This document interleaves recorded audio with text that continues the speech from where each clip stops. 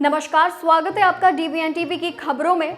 भारत के रक्षा मंत्री राजनाथ सिंह ने चीन के पोर्ट सिटी किंगदाओ में शंघाई सहयोग संगठन एससीओ की बैठक में हिस्सा लिया।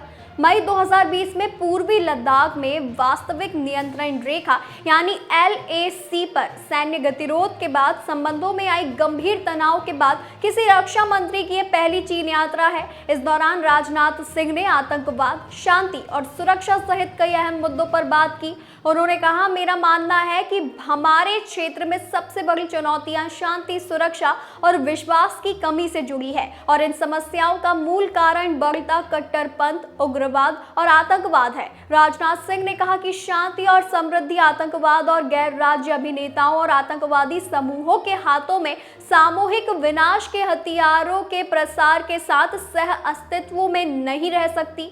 इन चुनौतियों से निपटने के लिए निर्णायक कार्यवाही की जरूरत है और हमें अपनी सामूहिक सुरक्षा के लिए इन बुराइयों के खिलाफ अपनी लड़ाई में एकजुट होना होगा। वहीं उन्होंने आगे ये भी कहा कि यह जरूरी है कि जो लोग आतंकवाद को प्रायोजित, पोषित और अपने संकीर्ण और स्वार्थी उद्देश्यों के लिए इस्तेमाल करते हैं, उन्हें इसके नतीजे भुगतने होंगे। कुछ देश सीमा पार आतंकवाद को नीति के साधन के रूप में इस्तेमाल करते हैं और आतंकवादियों को पनाह देते हैं। ऐसे दोहरे मानदंडों के लिए कोई जगह नहीं होनी चाहिए। एससीओ को ऐसे देशों की आलोचना करने में संकोच नहीं करना चाहिए। रक्षा मंत्री ने आगे कहा कि आतंकवाद के प्रति भारत की शून्य सहनशीलता आज उसके कार्यों से झलकती है। इसमें आतंकवाद के खिलाफ खुद की रक्षा करने का हमारा अधिकार भी शामिल है। हमने दिखा दिया है कि आतंकवाद के केंद्र अब सुरक्षित नहीं है और हम उन्हें निशाना बनाने में संकोच भी नहीं करते।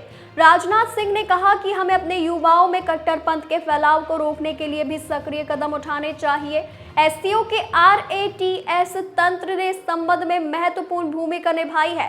भारत की अध्यक्षता के दौरान जारी किए गए आतंकवाद, अलगाववाद और उग्रवाद को बढ़ावा देने वाले कट्टरपंथ का मुकाबला करने पर एससीओ के राष्ट्राध्यक्षों की परिषद का संयुक्त वक्तव्य हमारी साझा प्रतिबद्धता का प्रतीक है।